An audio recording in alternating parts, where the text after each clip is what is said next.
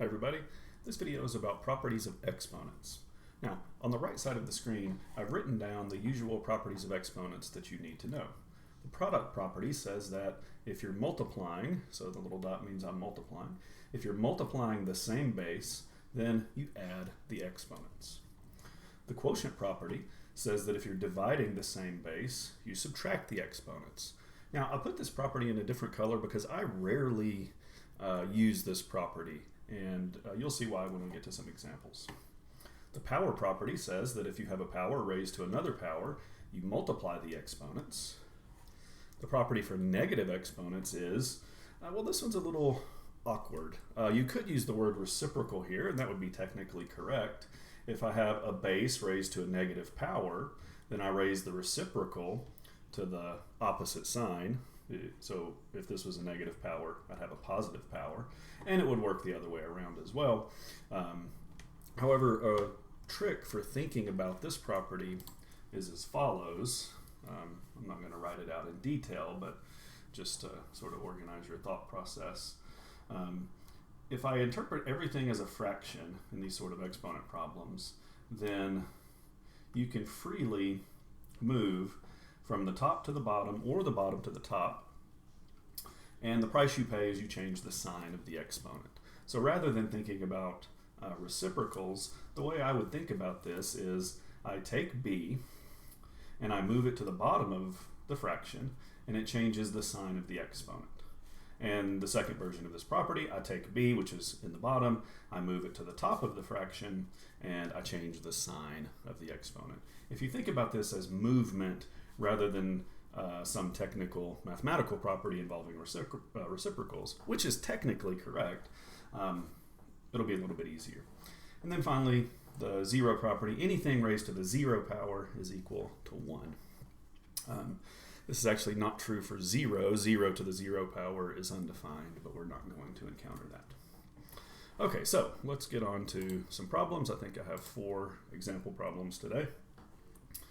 So my main hint for dealing with these problems is to deal with the numbers and deal with the variables separately. So the first thing that I see when looking at this example is 4 times 2. That's all I see. I'm ignoring the variables because I'm dealing with the numbers and the variables separately. So 4 times 2 is 8. Now let's take care of the variables. And again, I'm going to do these separately. So I'm looking at my u's. So I'm multiplying everything that you see here. All of this is being multiplied together. When I multiply the same base, that's the product property, I add the exponents.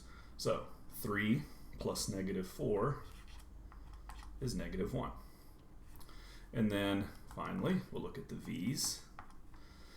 V times v, we're multiplying the same base, so I add the exponents. 2 plus 2 is 4. Now we're not done yet. If you read the instructions, it says your answer should contain only positive exponents. So since we have a negative exponent, we have to deal with that somehow. We use the negative property, and again, I suggest you think about this in terms of movement. So what I see here is a great big fraction. The 8 is fine where it's at. The v is fine where it's at. We don't like this negative exponent, so I'm going to move the u to the bottom and make the exponent positive. And we're done. So really, we only used the product property and the property for negative exponents in this problem.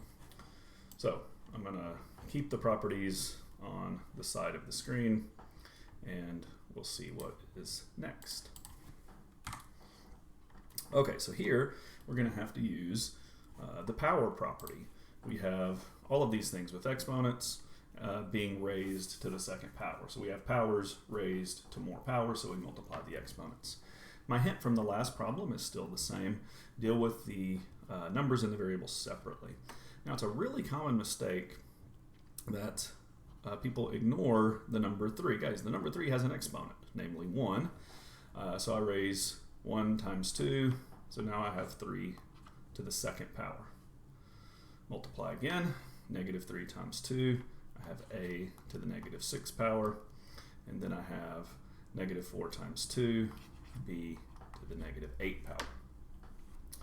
So we're not done. We have to clear up these negative exponents. I can also go ahead and multiply out 3 to the second power. 3 squared is 9. I'm going to move the a to the bottom and make the exponent positive. Move the b to the bottom and make the exponent positive. So the answer is 9 divided by a to the 6 times b to the 8th. So there we use the power to a power property. Okay, I'm still going to keep the properties on the side of the screen, so give me a moment to erase this. And now we're dividing. So you might think, since we're dividing, that we would end up using this this quotient property. I'm not going to do that. You'll see why. So the first thing I'm going to do is clear up all of these negative exponents. So there's going to be a lot of movement in my first step. Now, the 2 is going to stay in place, but x to the negative 1, that's going to go to the bottom as positive 1. Y to the negative 4 goes to the bottom as positive 4. X to the negative 2 is going to come to the top as a positive 2. Then y to the negative 3 goes to the top as a positive 3. So now I can, well, do I want to use the quotient property? You can. It is perfectly allowed to use the quotient property. We're dividing x's. 2 minus 1, you'd have x to the first power. That is perfectly allowable. However, let me explain my thought process here and why I don't particularly like the quotient property. If we're just talking about the x's, my thought process, so here I am, we're thinking here, is that I have x squared in the top, so I have 2 x's, and I have x to the first power, or just an x, in the bottom. So I greatly prefer to think about this in terms of canceling. So I have an x divided by an x. Those cancel, leaving me with just a single x in the numerator. So if I'm simplifying this down to the next step, which is the answer, the 2 is going to stay put. 2 x's, 1 x, meaning one of them is going to cancel, leaving me with 1 x in the top. And I would think through the same thing for the y's as well. So thinking through the y's, I would think, well, there's 3 y's in the top. There are 4 y's in the bottom. And again, this is a thought process. You don't really have to write this out. I'm just writing it because I'm making a video for other people to see. And then I would think to myself, well, this y cancels, this y cancels, this y cancels. So the real thought process is, well, there are 3 y's in the top, there are 4 y's in the bottom, meaning 3 of them will cancel, leaving 1 y in the bottom. Now you will get the same thing if you use the quotient property. I just find it a little awkward sometimes. So for example, in this problem, if you use the quotient property, you'd say, well, 3 minus 4, you'd have y to the negative 1 power, y to the negative 1, and then you move that to the bottom. So you do get the same answer. But anyway, when it comes to the quotient property, I prefer to think about it in terms of canceling most of the time. Okay, so I have one more example that puts all of these properties together. I'm still going to try to keep the properties on the screen. You can pause and write this down if you need to, but I'm going to keep them up unless I need the space. So here we go. This is a full-fledged exponent problem, and we have to put all of this stuff together. So one thing that's sort of unusual about properties of exponents is there's not really a necessary first step here. So here's what I mean by that. If you wanted to, as your very first step, you could focus on this negative 3, and multiply the exponent. So you could use the power property for this set of parentheses that is inside. Perfectly fine if you wanted to do that. That's great. Or if you wanted to, you could focus on this positive 3 as your first step, and again use the power property. It doesn't matter which.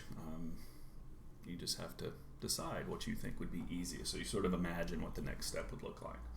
Now, since I already have this on the screen, I'm going to go ahead and deal with this positive 3 exponent, so the outside exponent first. But again, that's definitely not required.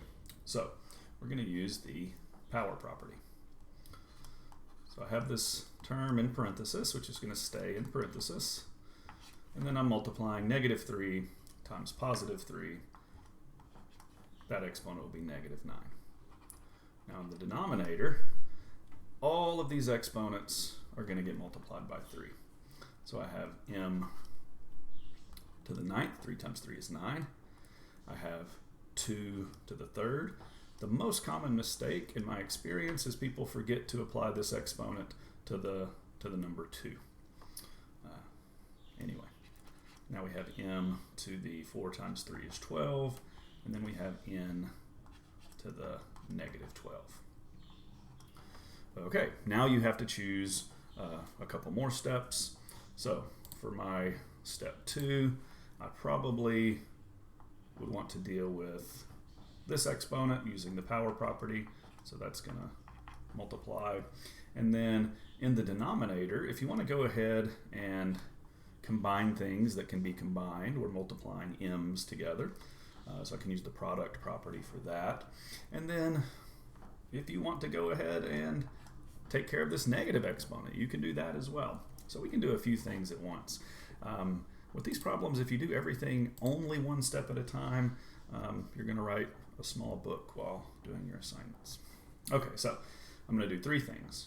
I'm going to deal with the negative 9, I'm going to combine the m's, and I'm going to move this n to the negative 12 to the top.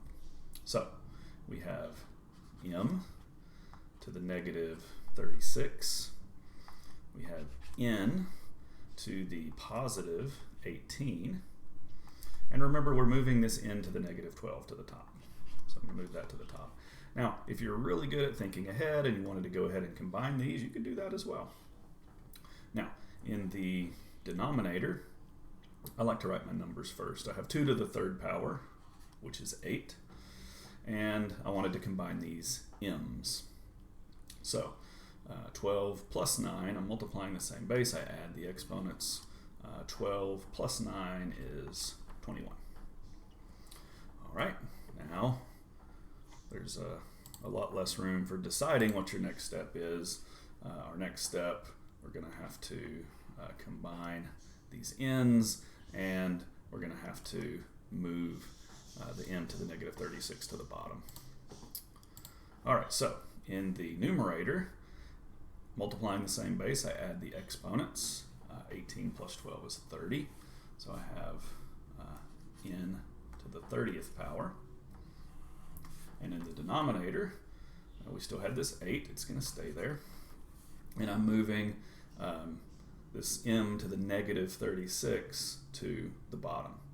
So I'd have an m to the 36, and then an m to the 21. And now I have to combine these. And again, if you saw that you could do that in one step, you could go ahead and combine them, but I wanted to show a little bit more work. So now in the denominator, let's see, 36, 46, 56, that'd be 57th power. There you go. So for the properties of exponents, really the hardest thing about this is you have lots of options at the first step. So take this 1 or 2 steps at a time. Be very careful about the properties. And I suggest you take my hint about the quotient property. Don't use it very often. Think about it in terms of canceling, and interpret your property of negative exponents as moving between the numerator and denominator of a fraction. That's a bit easier. Anyway, that's the properties of exponents. Hope this helped.